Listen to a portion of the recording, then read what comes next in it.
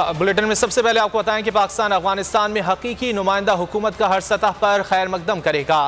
पाकिस्तान ने अफगान अमन अमल में इखलास के साथ निहायत मुस्बत और जिम्मेदाराना किरदार अदा किया। कौमी सलामती कमेटी का इन कैमरा इजलास अफगान सूरत हाल पर गौर पर ख़त्म। अगला इजलास चंद रोज़ बाद होगा जिसमें हुकूमत के लिए सिफारिशात मुरतब की जाएंगी। आज के इजलास का एलामिया जारी है। पहले पार्लियामान को कौमी सलामती के दरपेश चैलेंजेस बशमूल अफगानिस्तान, मकबूजा कश्मीर समेत खित्ते की मजमूई सूरत हाल पर ब्रीफिंग्स पेश की गई। DGISI और फौजी हुक्काम ने दाखिला, खारजा और माशी मामला पर कौमी सियासी क़यादत को एतमाद में लिया। कौमी असम्बली की ज़ेर सदारत कौमी सलामती का इन कैमरा इजलास अगला इजलास चंद रोज बाद होगा। वज़ीर दाखिला शेख रशीद का कहना है कि कौमी सलामती के मामले पर सारी अपोजिशन और हुक्मरान जमात एक हैं। तमाम जमातों ने जो तजावीज़ दी हैं वो मुल्क के लिए दी। सब ने कहा कि मुल्क की सलामती के लिए पाक फौज के साथ खड़े हैं। जो बात वहाँ हुई है वो सीक्रेट है, वो इन कैमरा है। मैं अब सीनियर पॉलिटिकल वर्कर हूँ और मैं ऐसी बात नहीं करना चाहता। एक बहुत ज़बरदस्त मीटिंग हुई है। जनरल फैज़ साहब ने ब्रीफिंग दी है अफ़गानिस्तान पे, कश्मीर पे और दहशतगर्दी पे, और जो सवालात के जवाबात थे वो कमर जावेद बाजवा साहब ने दिए। और बहुत अपोजिशन का रवैया भी ज़बरदस्त था। और कौमी सलामती के मसले में आज ऐसा दिखाई दे रहा था कि सारा मुल्क एक है, सारा मुल्क पाक फ़ौज के पीछे खड़ा है और सारा मुल्क जो है चाहता है कि अमन के लिए हम पूरी कोशिश जारी करें, लेकिन जंग के लिए हमारी सरजमीन इस्तेमाल ना हो। और सारी ब्रीफिंग इन डिटेल 1-1.5 घंटा जनरल फैज़ साहब DGISI ने दी। और ऐसा महसूस हो रहा था आज कि अपोजिशन और सरकारी बेंचेस दोनों एक हैं, पाकिस्तान के लिए और पाक फ़ौज के लिए और जमहूरी हुकूमत के लिए एक हैं। तमाम ब्रीफिंग्स इत्मीनान बख्श और जामे थी। इन कैमरा इजलास की ज़्यादा तफसील नहीं बता सकते। Army chief general Qamar Javed Bajwa ने भी हमारे सवालात के जवाब दिए। पार्लियामानी कमेटी बराए कौमी सलामती इजलास के बाद कायदे हिज़्ब इख्तिलाफ शहबाज शरीफ की गुफ्तगू। साबिक़ वज़ीर आज़म शाहिद खाकान अब्बासी का कहना था कि वज़ीर आज़म आज़ाद कश्मीर को इजलास में शिरकत की दावत नहीं दी गई। इजलास के बाद सेनेटर यूसुफ रज़ा गिलानी बोले, तमाम अहम मामलात पर इत्तेफाक वक्त की अहम ज़रूरत है।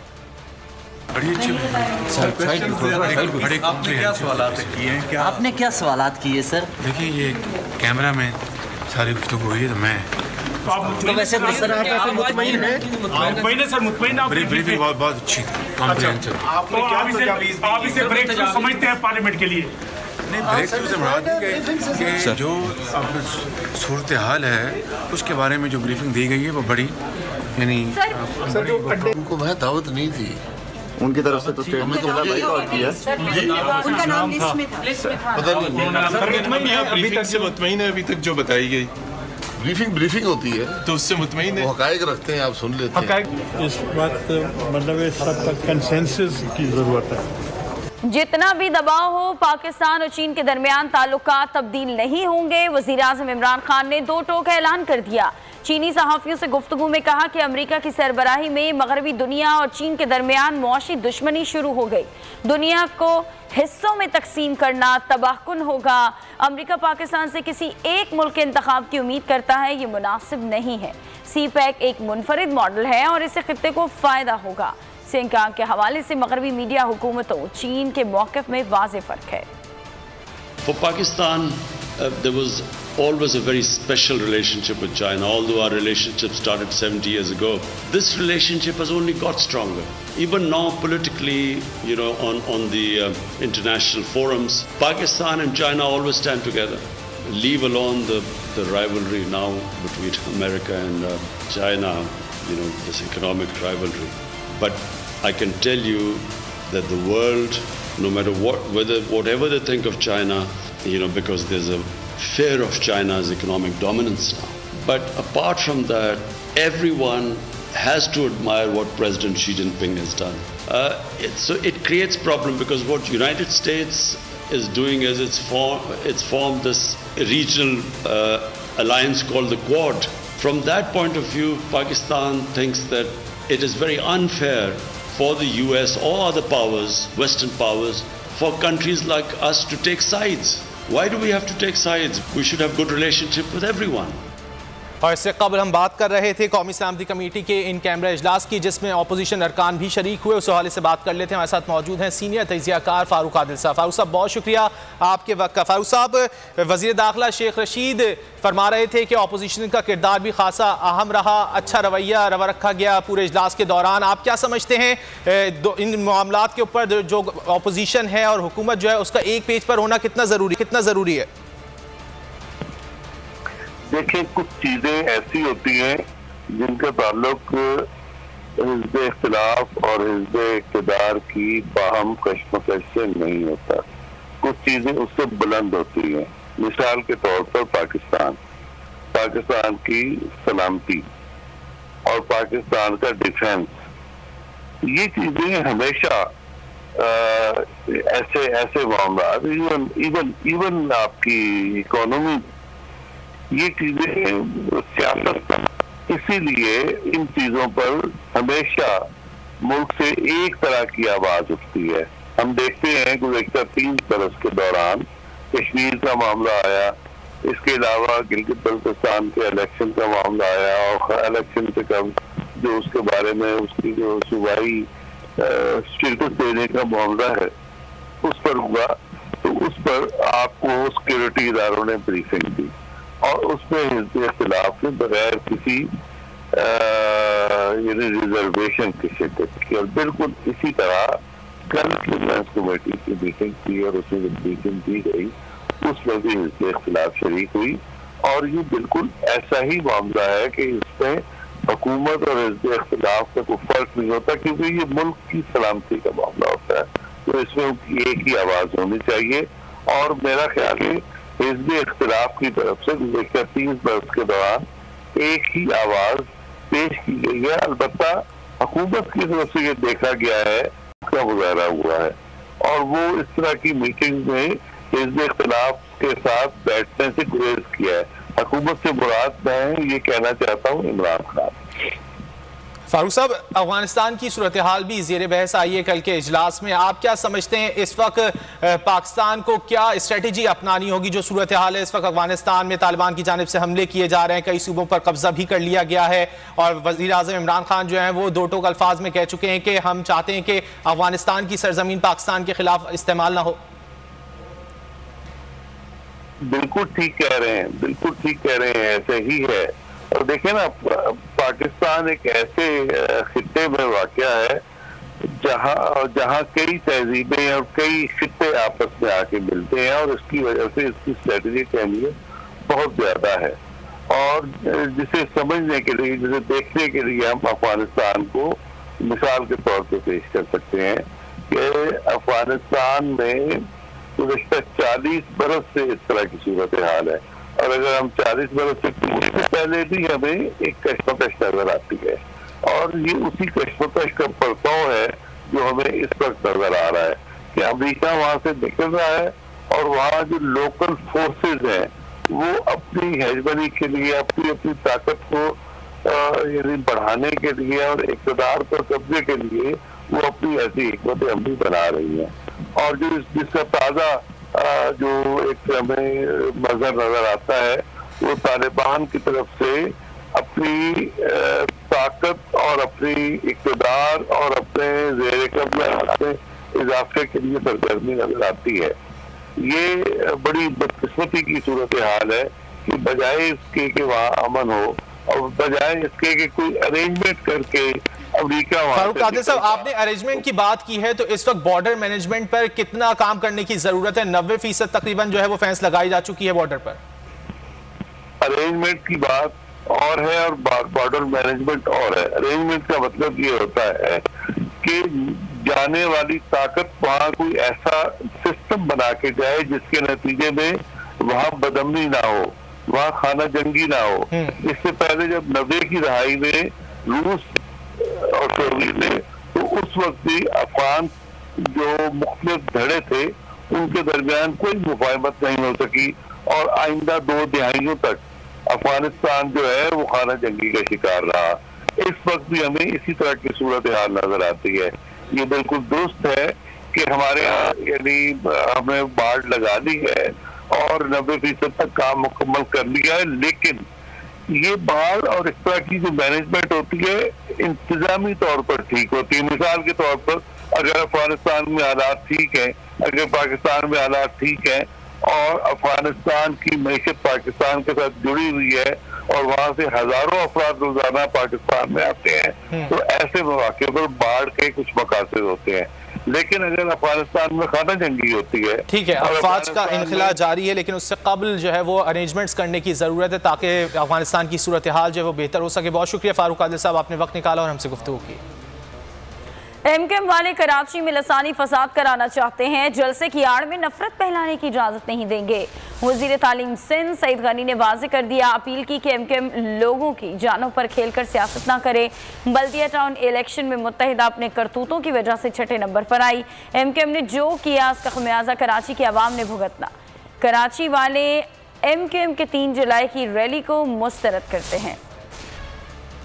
सूबा सिंध किसी के बाप का नहीं है, कराची वाले हक लेना जानते हैं। शहरी सिंध के हुकूक पीपल्स पार्टी के हलक में हाथ डालकर निकालेंगे। नासिर हुसैन और सईद गनी बोरिया बिस्तर समेट लें। ख्वाजा इजहारुल हसन का पीपी रहनुमाओं की प्रेस कॉन्फ्रेंस पर रद्द अमल। बोले कराची फिर से जाग चुका, अब कराची की सड़कों पर अब दमादम मस्कलंदर होगा।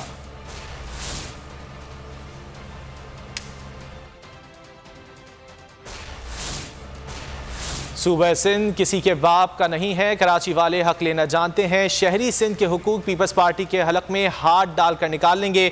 नासिर हुसैन और सईद गनी बोरिया बिस्तर समेट ले। ख्वाजा इजहारुल हसन का पीपी रहनुमाओं की प्रेस कॉन्फ्रेंस पर रद्द अमल। बोले कराची फिर से जाग चुका है, अब कराची की सड़कों पर दमादम मस्कलंदर होगा। मुल्क भर से आए तलबा का इस्लामाबाद में HEC के बाहर एहतजाज। तलबा का मैट्रिक और इंटरमीडिएट के पेपर्स कैंसिल करने का मुतालबा। पुलिस और मुजाहिरीन के दरमियान झड़प में फोटोग्राफर जख्मी। पुलिस ने मुतादिद तलबा को हिरासत में लिया, 10 तलबा को रिहा कर दिया गया। पढ़ाई नहीं हुई, इम्तिहान नहीं दे सकते, मैट्रिक और इंटरमीडिएट के पेपर्स कैंसिल करो। तलबा मुतालबात के हक में डट गए। इस्लामाबाद में तलबा का HEC के बाहर एहतजाज। हुकूमत के खिलाफ शदीद नारे लगाए। तलबा ने वजीर तालीम शफकत महमूद से इस्तीफे का मुतालबा कर दिया। कहा मुतालबात की मंजूरी तक एहतजाज खत्म नहीं करेंगे। पुलिस मौके पर पहुँच गई। तलबा के साथ झड़प में फोटोग्राफर जख्मी। मुतादिद तलबा को हिरासत में ले लिया। थाना I9 से जेर हिरासत 10 तलबा को रिहा कर दिया गया। हुकूमती इक़दामात और आवाम की जानिब से इख्तियार करदा एहतियाती तदाबीर के बायस मुल्क में कोरोना केसेस में मुसलसल कमी देखने में आ रही है। गुज़िश्ता 24 घंटों में कोरोना के बायस 24 अमवात हुई, जबकि मजीद 1277 नए केसेस रिपोर्ट हुए। NCOC के मुताबिक मुल्क में कोरोना के मुस्बत केसेस की शरह 2.72% रही। और कुछ बात इंसदाद तजावुज़ात ऑपरेशन की। कराची के इलाके सदर में तजावुज़ात पर कायम जुबली मार्केट नाले में धंस गई। हादसे में 11 दुकानों को नुकसान पहुंचा। दुकानदार अपनी ज़िंदगी भर की जमा पूंजी और रोज़गार से महरूम हो गए। असिस्टेंट कमिश्नर का कहना है ज़रूरत पड़ी तो मार्केट मिसमार कर देंगे। कराची के इलाके सदर में नाले पर कायम जुबली मार्केट बैठ गई। KMC नाले पर कायम मार्केट की 11 दुकानें नाले की नज़र हो गईं। दुकानों में मौजूद लाखों का सामान भी नाला बुर्द हो गया। हादसे में खुशकिस्मती से कोई जानी नुकसान नहीं हुआ, ताहम दुकानदार अपनी ज़िंदगी भर की जमा पूंजी और रोज़गार से महरूम हो गए। सबसे पहले तो जिन दुकानदारों का सामान अंदर रखा गया है, एक तो हमारा रोज़गार बिल्कुल बंद हो गया। सील होने की वजह से तमाम रोज़गार जो थोड़ा बहुत कर रहे थे उससे भी गए। असिस्टेंट कमिश्नर का कहना है मार्केट को खाली करवा कर सील कर दिया गया है। ज़मीन धंसने से 11 दुकानों को नुकसान पहुंचा है। नीचे से नाला बहता है, उस वजह से उसकी जो बुनियादें थी वो कमज़ोर होने के बाद वो गिरी हैं, तो 11 दुकानें जो हैं वो गिर गई हैं, लेकिन कोई भी जानी नुकसान नहीं हुआ। और इसको फ़िलहाल फॉर टाइम बीइंग उसको हम सील कर रहे हैं। सीनियर डायरेक्टर म्यूनिसिपल सर्विस ने भी हादसे के मकाम का जायजा लिया और कहा टेक्निकल टीम्स पहुंचकर जगह का मुआयना करेंगी। ज़रूरत पड़ी तो मार्केट को मिसमार कर देंगे। हमें इत्तला मिली है तो मैंने फ़ौरन पहले तो अपनी टीम को एक्टिवेट किया है, लेकिन बहरहाल ये है कि उसको हम लोग टेक्निकल असिस्टेंस के तहत कोशिश करेंगे कि कोई नुकसान ना हो। सदर में कायम जुबली मार्केट में 300 से ज़ायद दुकानें हैं, जहाँ इलेक्ट्रॉनिक्स के अलावा ज़्यादातर ख़वातीन के मलबूसात फ़रोख्त किए जाते हैं। वज़ीर आज़म ने कहा है कि फूड सिक्योरिटी असल में नेशनल सिक्योरिटी है। आने वाले वक्त में पाकिस्तान को चैलेंजेस का सामना है और सबसे बड़ा चैलेंज फूड सिक्योरिटी का है। 40% बच्चे ग़िज़ा ना मिलने पर जिस्मानी कमज़ोरी का शिकार है।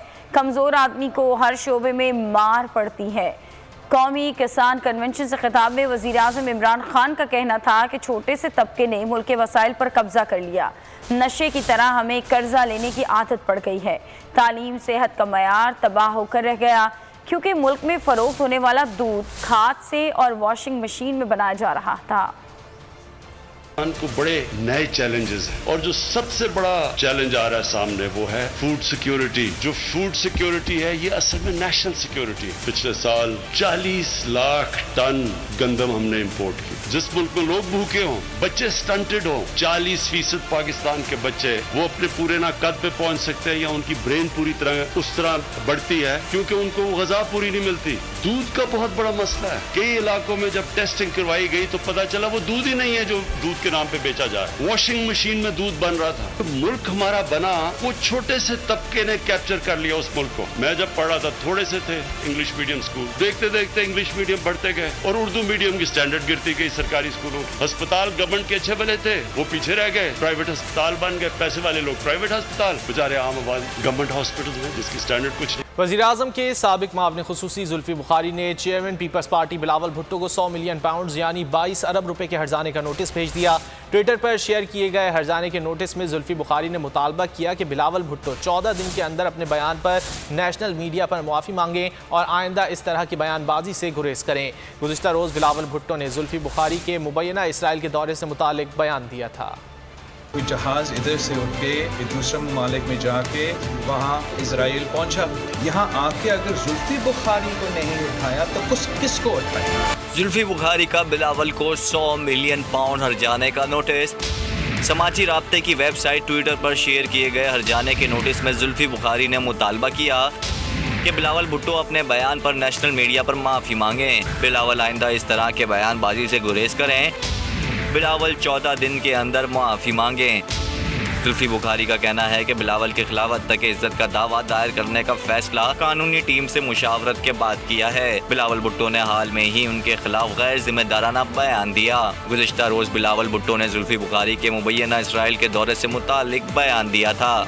इस्लामाबाद हाई कोर्ट में वफाकी वज़ीर फवाद चौधरी के खिलाफ तौहीन अदालत की दरख्वास्त पर आज समाअत होगी। दरख्वास्त में सदर नेशनल बैंक को ओहदे से हटाने के फैसले पर वज़ीर इत्तलात के तनकीदी बयान को बुनियाद बनाया गया। दरख्वास्त की समाअत आज जस्टिस मोहसिन अख्तर क़यानी करेंगे। बैंक के फाइनेंस सेक्रेटरी और सीनियर वाइस प्रेसिडेंट के खिलाफ भी तौहीन अदालत कार्रवाई की इस्तदा की गई है। अदालती फैसले पर तनकीद महंगी पड़ गई। फवाद चौधरी के खिलाफ तौहीन अदालत दरख्वास्त समाअत के लिए मुकर्रर। इस्लामाबाद हाई कोर्ट में जस्टिस मोहसिन अख्तर क़यानी समाअत करेंगे। दरख्वास्त में सदर नेशनल बैंक को ओहदे से हटाने के फैसले पर वज़ीर इत्तलात के तनकीदी बयान को बुनियाद। बैंक के फाइनेंस सेक्रेटरी और सीनियर वाइस प्रेसिडेंट के खिलाफ भी तौहीन अदालत कार्रवाई की इस्तदा की गई। सदर और chairman board of directors national bank को ओहदे से हटाने की कार्रवाई नहीं की गई। दरख्वास्त गुजार के मुताबिक फवाद चौधरी की अदालती फैसले पर तनकीद की ट्वीट साथ मुंसलिक है। अदालत फवाद चौधरी और फाइनेंस सेक्रेटरी को ज़ाती हैसियत में तलब करे।